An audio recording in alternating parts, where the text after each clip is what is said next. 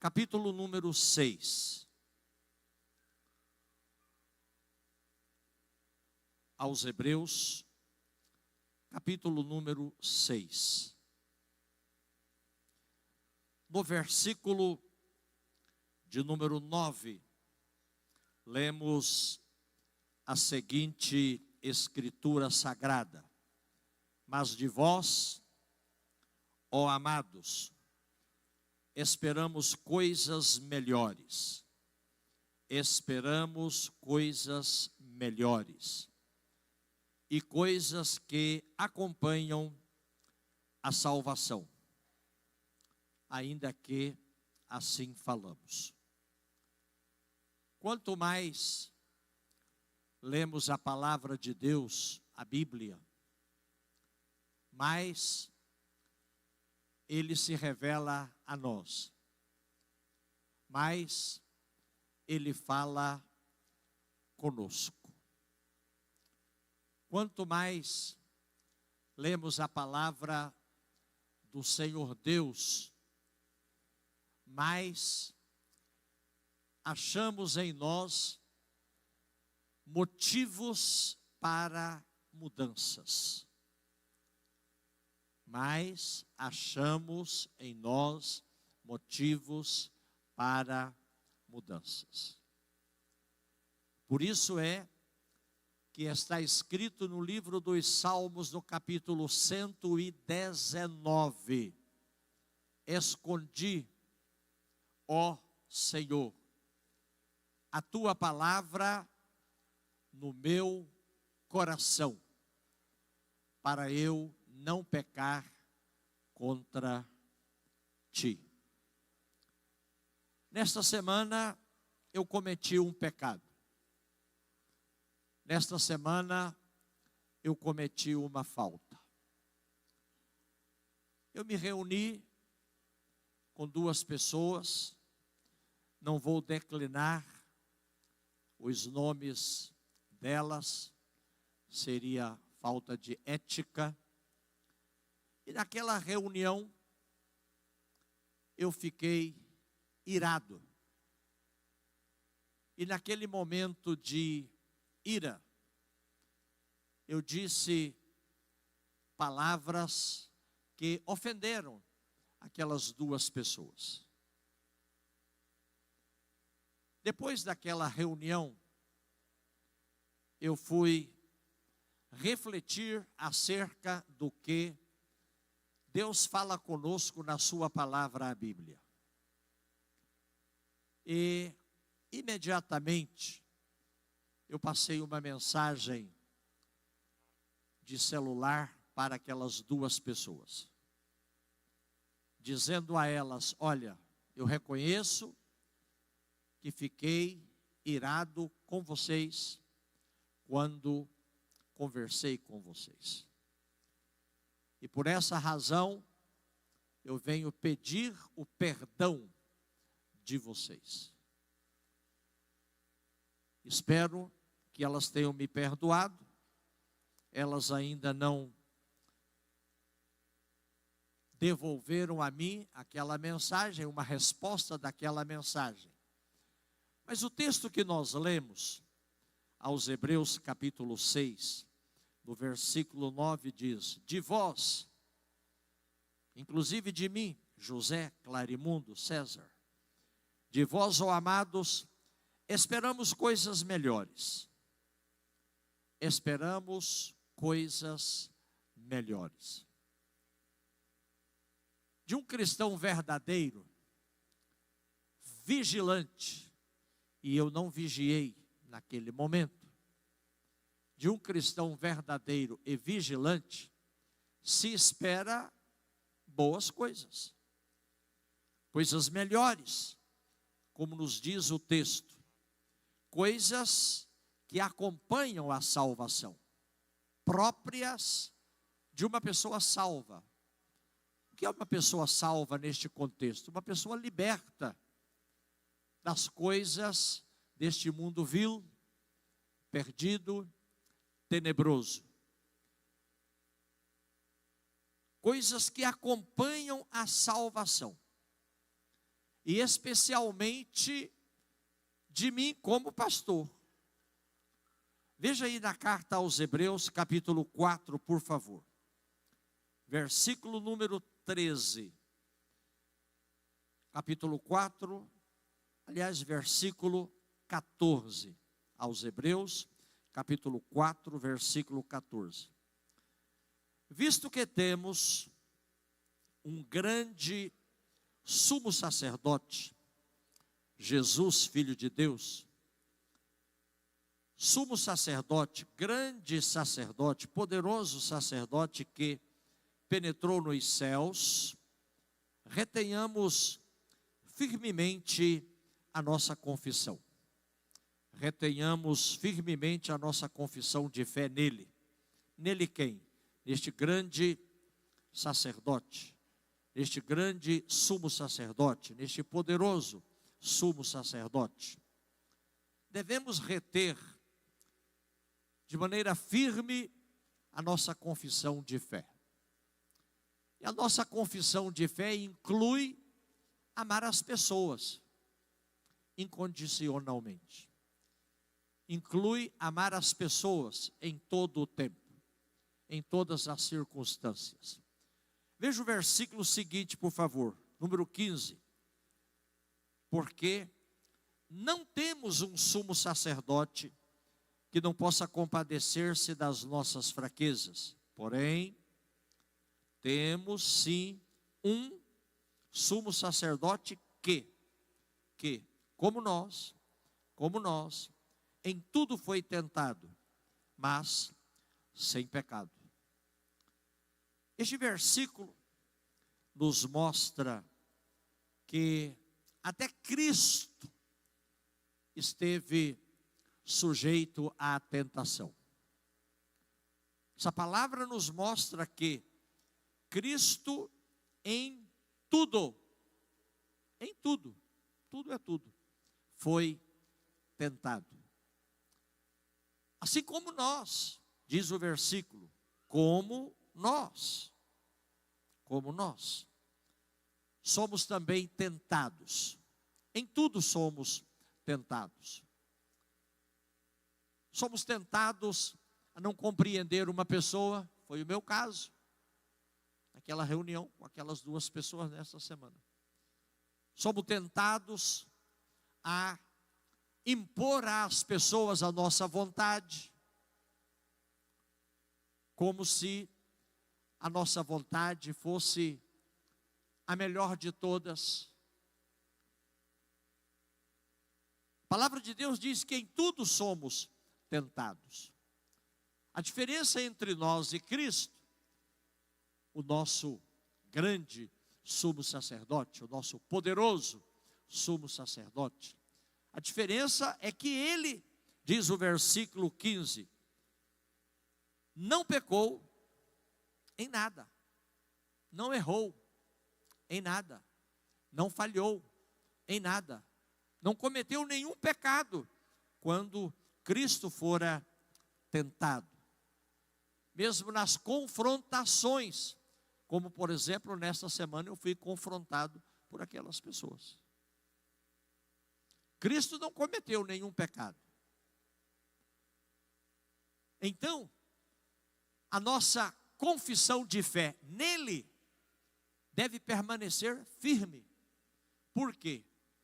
Porque não temos um outro sacerdote, um outro grande sumo sacerdote, como diz o primeiro versículo lido aqui, o 14, aliás, grande sumo sacerdote.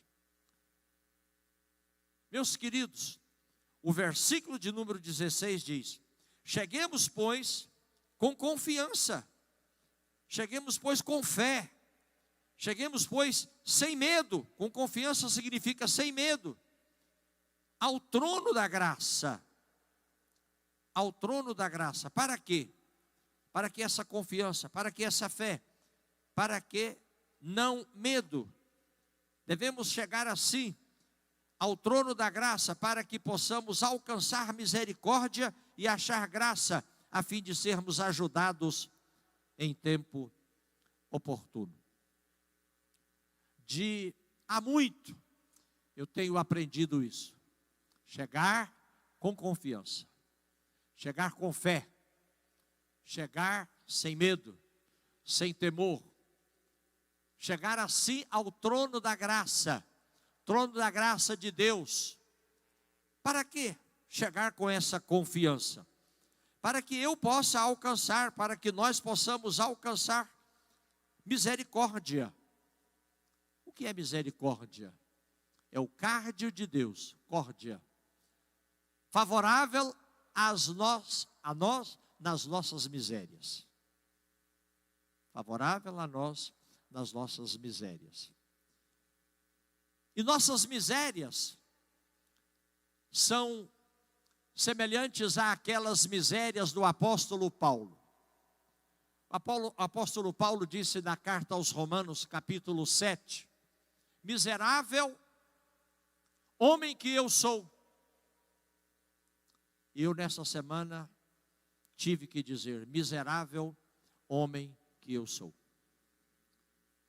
Disse Paulo, miserável homem que eu sou, porque o bem que eu quero fazer, eu tenho vontade de fazer, eu tenho desejo de fazer o bem, não faço. Mas o mal que não quero, infelizmente, esse faço. Nesta semana eu me vi assim. Por quê? Eu quis fazer o bem, porém não o fiz. Eu não queria fazer o mal, infelizmente fiz. Usando minhas palavras, ofendi aquelas pessoas. Me arrependi, reconheci meu erro, passei uma mensagem, pedi perdão. Espero receber, como já disse, repito.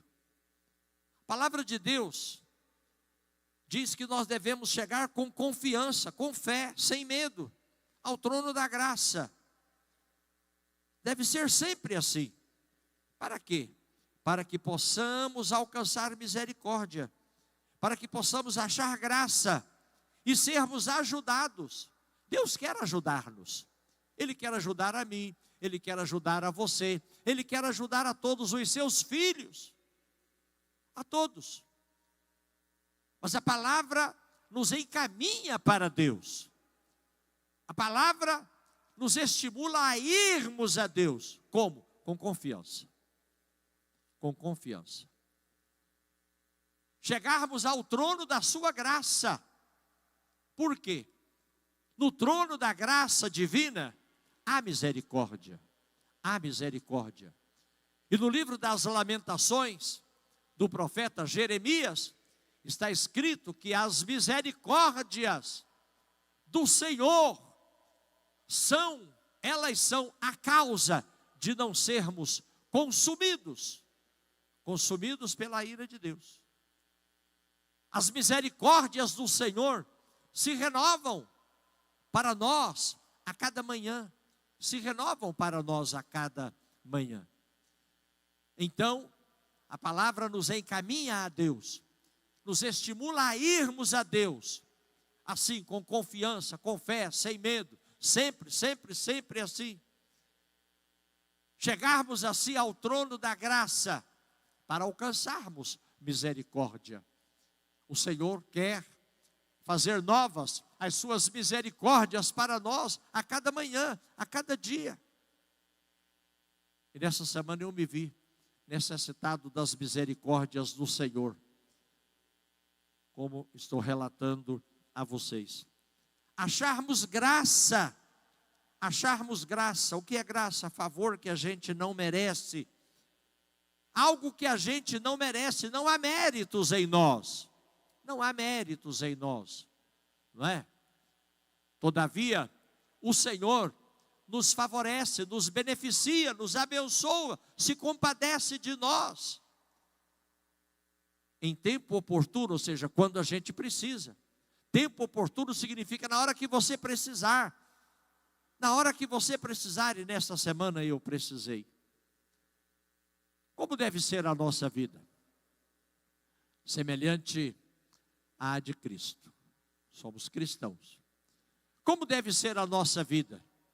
Semelhante à do grande sumo sacerdote. Versículo 14 do capítulo 4 diz que ele é grande sumo sacerdote. Ele se compadeceu das pessoas. Por que ele se compadeceu das pessoas? Porque ele sabe o que é ser tentado. Ele sabe o que é ser tentado. Por isso também ele ensinou seus discípulos a orar. São Mateus 6,13, não é? Não nos deixes cair em tentação. Não nos induzas à tentação, mas livra-nos do mal. Cristo ensinou-nos a orar assim, a pedir a Deus que Ele nos ajude, que Ele não deixe a gente cair em nenhuma tentação. A tentação de se irar contra uma pessoa, a tentação de discordar contra uma pessoa a ponto de querer impor-se a ela, a sua vontade, a ela. Não estou discutindo aqui o mérito da vontade, o mérito da questão, não é? Você sabe que lá na justiça, quando um advogado vai entrar na justiça em favor de alguém, ele pede de início uma liminar, pede ao juiz que conceda uma liminar, ou seja, que atenda rapidamente, prontamente, aquilo que o advogado está pedindo, mesmo sem o juiz entrar no mérito da questão. Depois, quando ele entrar no mérito da questão, ele pode até modificar a liminar que ele concedeu, o favor inicial, no caso, que ele concedeu. Não estou falando sobre o mérito, mas estou falando sobre como a gente deve viver. Capítulo 5, olha aí na sua Bíblia, por favor. Hebreus capítulo 5.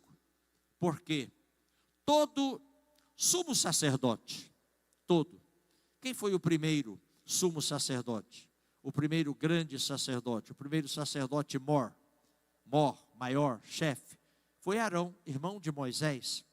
Depois dele vieram muitos outros. E hoje existem os pastores que são sacerdotes. Por quê? Todo sumo sacerdote, tomado dentre os homens, ou seja, escolhido dentre os homens, ele é constituído, ele é nomeado a favor dos homens. Olhe para mim, por favor. Eu sou pastor para ficar a seu favor, para falar com Deus a seu favor, a seu respeito. Eu sou pastor, não é para pedir a Deus que Ele se ponha contra você, não. Por quê? Se alguém ousasse, com falta de sabedoria, agir assim, não é? Deus com certeza não atenderia, ouviria, porém não atenderia. Não se agradaria de um pedido assim. A Bíblia está dizendo claramente que sacerdote é constituído, é nomeado a favor dos homens, a favor das pessoas, nas coisas concernentes a Deus. Nas coisas concernentes a Deus. O sacerdote, preste atenção, o sacerdote vai a Deus para apresentar a Ele pessoas. O profeta traz a palavra de Deus para os homens. São direções opostas. O profeta traz Deus, traz a palavra de Deus, a soberana vontade de Deus para os homens.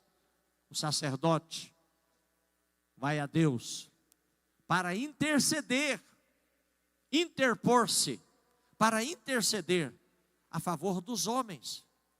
Porque ele é constituído para isso, ele é nomeado para isso. Se ele não se presta a isso, ele não é um sacerdote completo. Se ele não faz isso, ele não está exercendo o sacerdócio segundo os princípios da palavra de Deus. E sabe que no final daquela conversa minha com aquelas duas pessoas nesta semana, eu não orei para elas como um sacerdote deve orar. Depois eu fiz como um filho pródigo, né? Caindo em si, no meu caso, caindo em mim, eu me vi numa situação de pedir perdão. Eu tenho que pedir perdão. Eu tenho que fazer isso, não tem outra opção para mim. Pensei, inclusive, nesta noite de celebração da ceia do Senhor. Como é que eu vou comer a ceia do Senhor? Comunhão, o pão da comunhão, a ceia da comunhão. Se eu não viesse pedir perdão, viesse a pedir perdão para aquelas pessoas. Como? Como? Olhe de novo aí na sua Bíblia, por favor. Versículo 1, capítulo 5, Hebreus 5:1. Vou repetir. Todo sumo sacerdote, tomado dentre os homens, escolhido dentre os homens, não é? Ele é constituído, ele é nomeado a favor dos homens. A favor não significa para você concordar com o erro da pessoa. Não é você concordar com o erro da pessoa, mas é você saber tratar. Daqui a pouco nós vamos a um outro texto bíblico que fala sobre isso. Tratar com mansidão, tratar com humildade, tratar com bondade a pessoa que caiu, a pessoa que errou.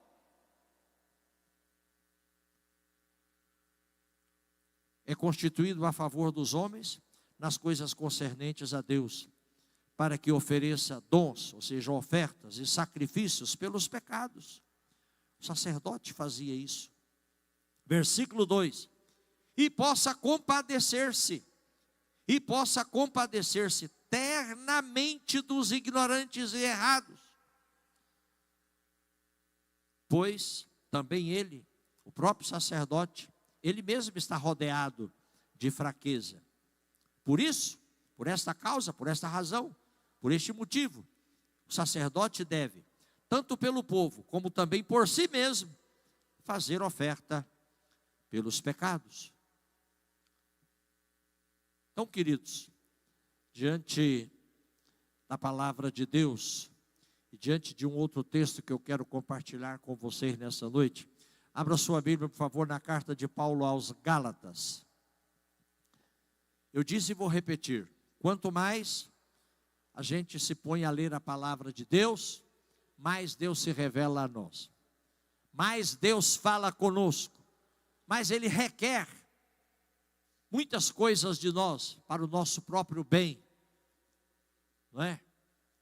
E é assim que a palavra diz, né, que nós devemos ler a palavra, meditar na palavra. Carta aos Gálatas, acho que você já encontrou aí. Nessa carta aos Gálatas, o apóstolo Paulo, ele trata desse assunto, dessa questão, no capítulo de número 5. Veja, por favor, Gálatas 5,16. Digo, porém, andai em espírito, e não cumprireis a concupiscência da carne, a vontade da carne, o desejo da carne. Carne aqui é a natureza humana caída, natureza humana decaída, natureza humana corrompida. O apóstolo Paulo está ordenando, o verbo está no imperativo, andai em espírito. Quando ele chega no capítulo 6, veja por favor, versículo de número 8. Porque o que semeia na sua carne, quando a gente vai semear uma semente, a gente semeia num terreno, não é? Paulo está dizendo, o que semeia na sua carne, ou seja, aquele que semeia no terreno da sua natureza humana decaída. Semeia no terreno da sua natureza humana caída. Ou seja, quem fica fazendo coisas movido por essa natureza humana, que não tem valor nenhum diante de Deus, muito pelo contrário. Quando a gente semeia nesse terreno, o que vai acontecer com a gente? O versículo diz, morte. Olha aí, versículo 8. Aquele que semeia na sua carne, ou seja, semeia no terreno da sua natureza humana, faz coisas de acordo com a sua natureza humana, de acordo com a concupiscência da carne, de acordo com aquilo que a carne quer, principalmente na hora da ira, da carne ceifará a corrupção, ou seja, morte. Morte.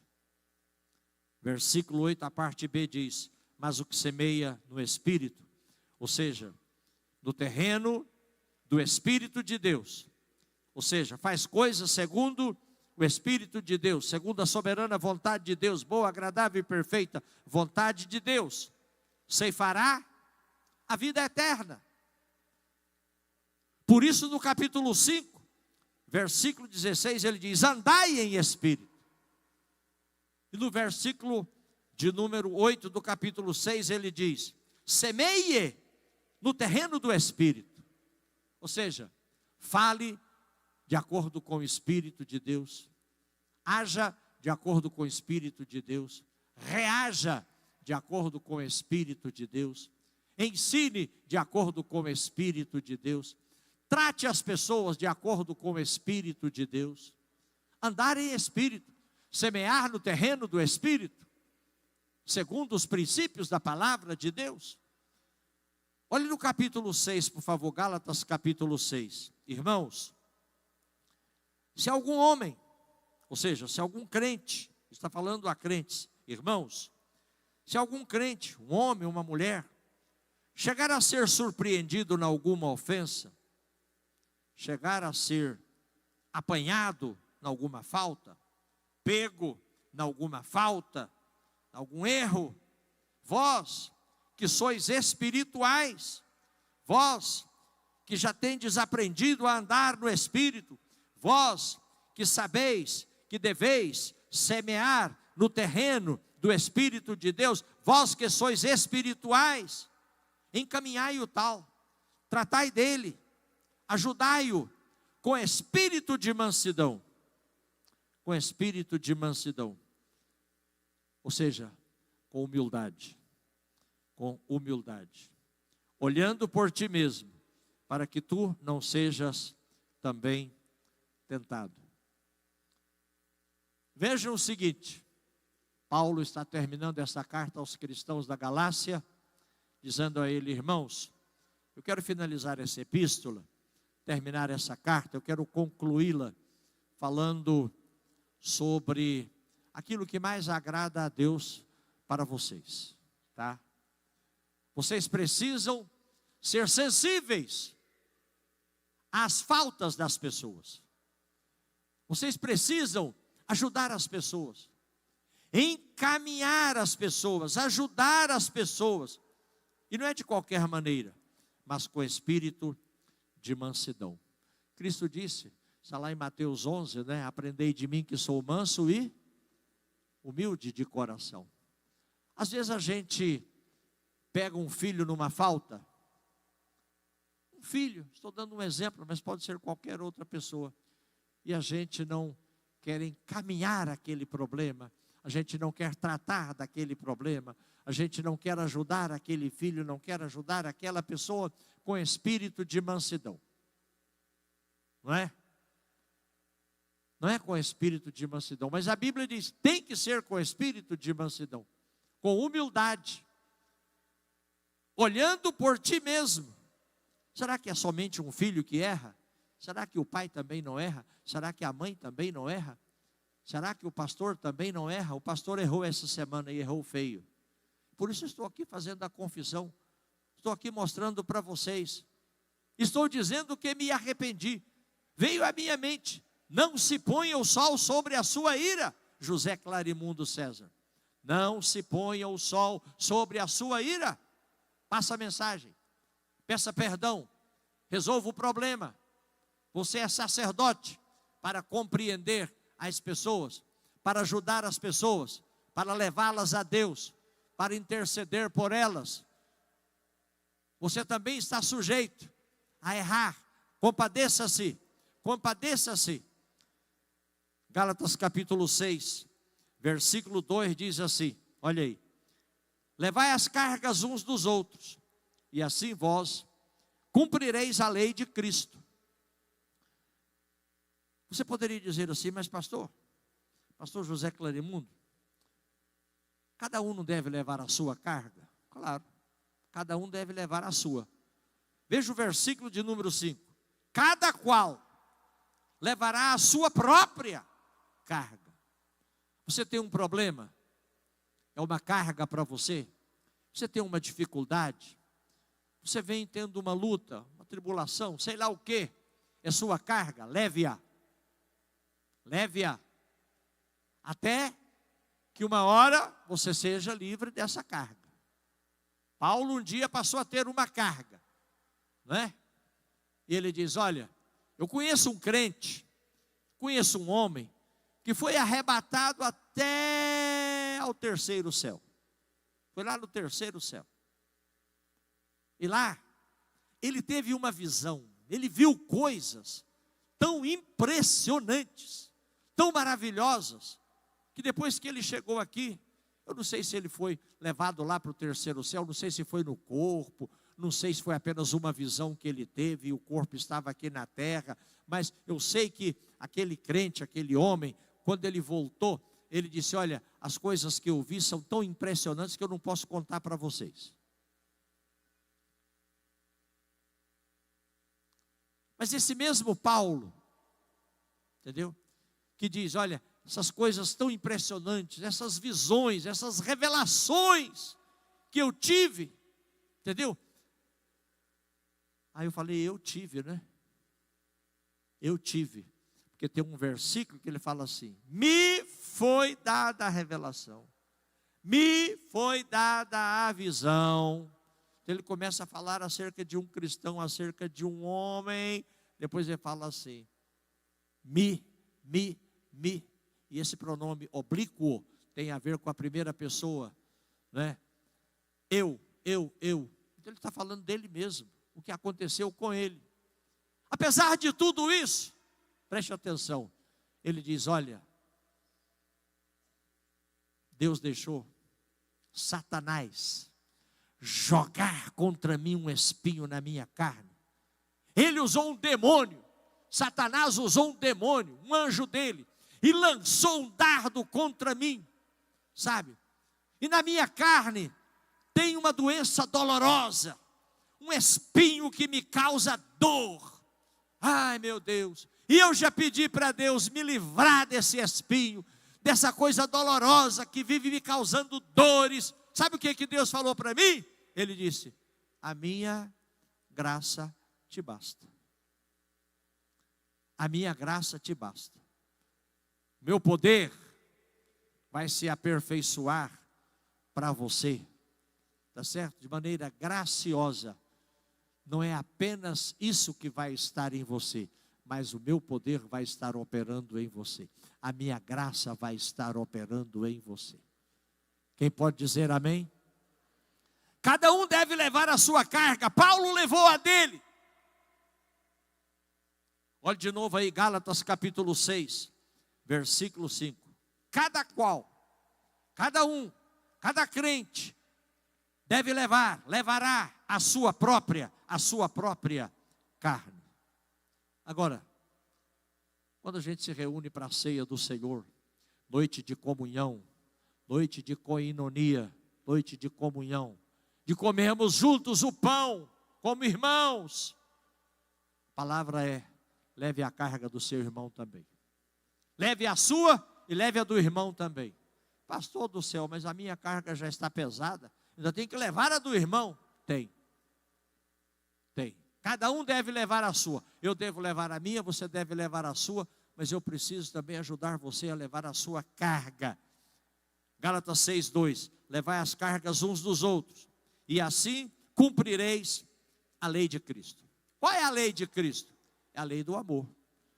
João capítulo 13, versículo 34 e 35. Um novo mandamento vos dou. Um novo mandamento vos dou. Que vos ameis uns aos outros, como eu vos amei. Este é o mandamento de Cristo. E ele diz, ame a pessoa. Mesmo que ela não ama você, ame-a. Ame a pessoa. Você quer ser filho de Deus? Ame. Você quer ser filho de Deus? Ore pela pessoa. Pastor do céu. Há poucos dias atrás, eu passei uma mensagem, e aí algumas pessoas me responderam naquela mensagem dizendo: é muito difícil, pastor. Ser filho de Deus é muito difícil. Abra sua Bíblia no Evangelho de Mateus, por favor, capítulo número 5. Evangelho de Mateus, capítulo número 5. Deus falou comigo nesta semana, depois daquela reunião com aquelas pessoas, sobre isso. Eu estou compartilhando com vocês. Mateus, capítulo 5. Mateus, capítulo 5, versículo 43. Vós já ouvistes, vós já sabeis, vós já ouvistes o que foi dito. O que foi dito? Lá no passado foi dito o seguinte: amarás o teu próximo e aborrecerás o teu inimigo. Essa era a antiga lei chamada Lex Talionis, do Código de Hammurabi, lá na antiga Mesopotâmia. E essa lei, ela depois se espalhou como um princípio de vingança, né, de revanchismo para o mundo todo. E Cristo disse: vós já ouvistes o que foi dito, amarás o teu próximo e aborrecerás o teu inimigo. Eu, Cristo, eu porém, olha a conjunção adversativa, eu porém, digo diferente, lá da Lex Talionis, olho por olho, dente por dente.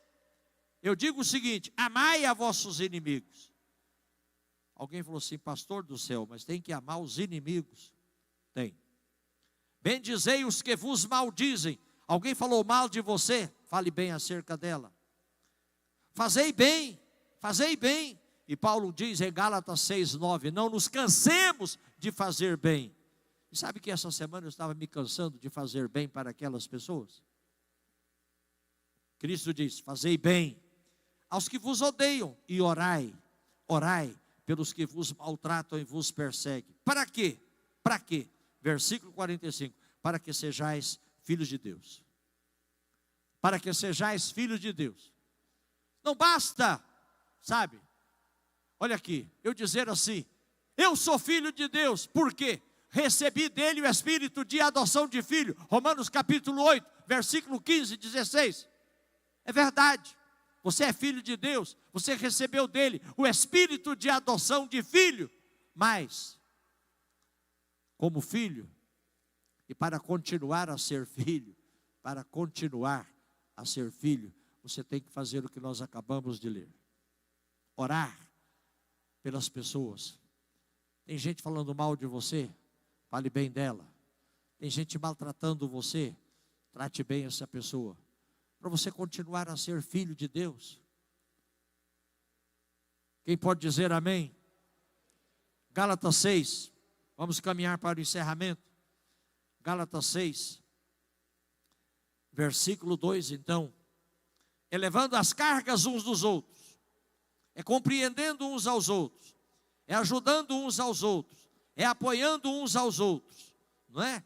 É fazendo o bem a todos, que nós vamos cumprir a lei de Cristo. Fazer o bem, como dá no versículo 9, olha aí, Gálatas 6:9. Não nos cansemos de fazer o bem, não nos cansemos, porque a seu tempo, seja no tempo de Deus, na hora de Deus, ceifaremos. Nós não semeamos no terreno do Espírito de Deus. Gálatas 6:8. Então, se nós semeamos no terreno do Espírito de Deus, ou seja, fazendo o bem, nós vamos ceifar, nós vamos colher. E quem semeia, preste atenção, quem semeia no terreno do Espírito de Deus, quem semeia com mansidão, quem semeia com humildade, quem semeia fazendo o bem, vai colher a vida eterna. Olha o final do versículo de número 8. Ceifará a vida eterna. Quem semeia no terreno do Espírito de Deus, vou repetir, quem semeia no terreno do Espírito de Deus, ceifará a vida eterna. Ceifará a vida eterna. Ah, pastor, mas Cristo me fez uma promessa, a promessa da vida eterna. 1 João 2:25, e essa é a promessa que Ele nos fez, a vida eterna. Ele fez uma promessa. Agora, cada um de nós deve fazer jus a essa promessa. Cada um de nós deve fazer jus a essa promessa. Ele me fez a promessa e eu vou batalhar por essa promessa. Sabe? Essa promessa realmente eu vou alcançar. Ela me será dada. Gálatas 6, versículo de número 4. Prove cada um a sua própria obra. Sabe o que Paulo está dizendo?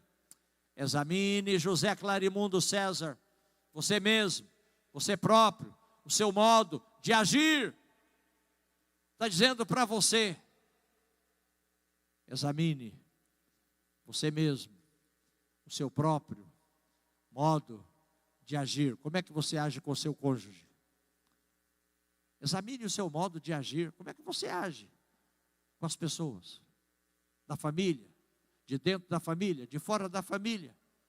Paulo está dizendo no versículo 4: prove cada um, examine cada um a sua própria obra, ou seja, o seu próprio modo de agir com as pessoas.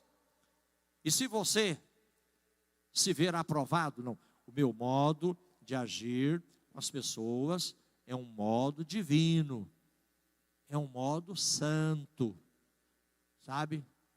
Paulo está dizendo assim, você pode se orgulhar disso, você pode se orgulhar disso. Quando ele diz assim, olha aqui, versículo 4, e terá glória só em si mesmo. Você tem glória em si mesmo, você tem mesmo de fato glória. Paulo está dizendo, a versão NTLH, a nova tradução na linguagem de hoje, diz exatamente isso. Você pode se orgulhar da maneira como você está agindo. Como é que você está agindo como chefe? Como é que você está agindo como diretor? Como é que você está agindo como patrão? Como é que você está agindo como empregado? Como é que você está agindo como crente? Não importa, como crente.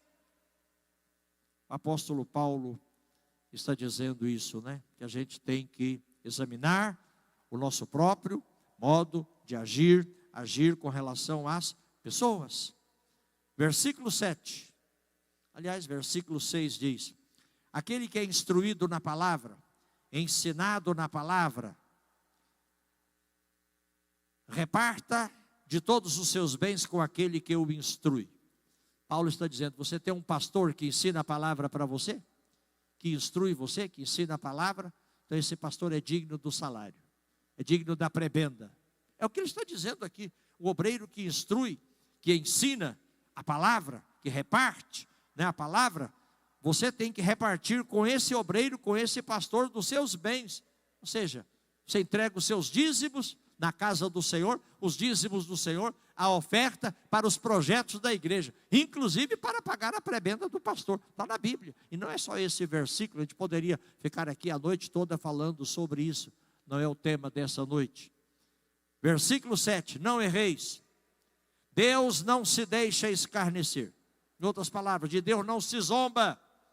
Tudo que a gente semear, a gente vai ceifar. E por isso ele diz no versículo 8, não semeie na sua carne, ou seja, no terreno da sua natureza humana, porque senão você vai morrer. Isso traz morte espiritual, perda de comunhão com Deus, perda de salvação. Pastor, perda de salvação? Sim, senhor. Aquele que semeia no terreno do Espírito de Deus, ceifará a vida eterna. Está aí no final do versículo 8. Então, queridos, versículo 9, não nos cansemos de fazer o bem. Não nos cansemos. E principalmente, versículo 10, aos domésticos da fé. Então, enquanto temos tempo, ou seja, enquanto nós estamos neste corpo, vivendo neste corpo sobre a terra, façamos o bem a todos. E principalmente aos domésticos da fé. Fazer o bem a todos.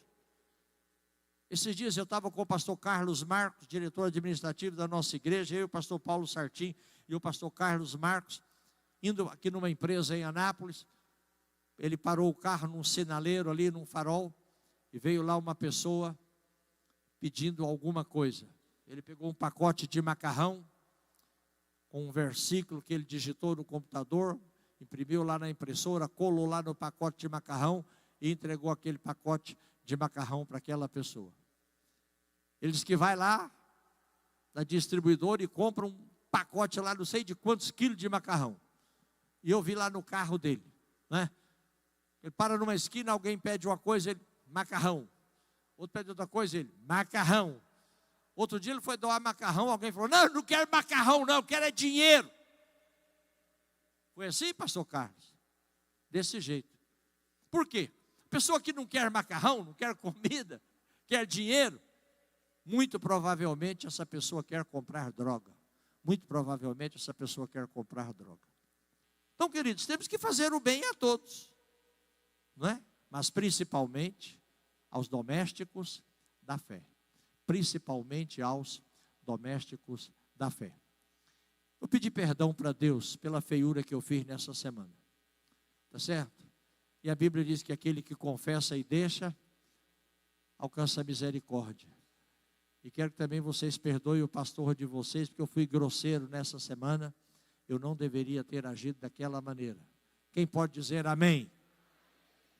Amém.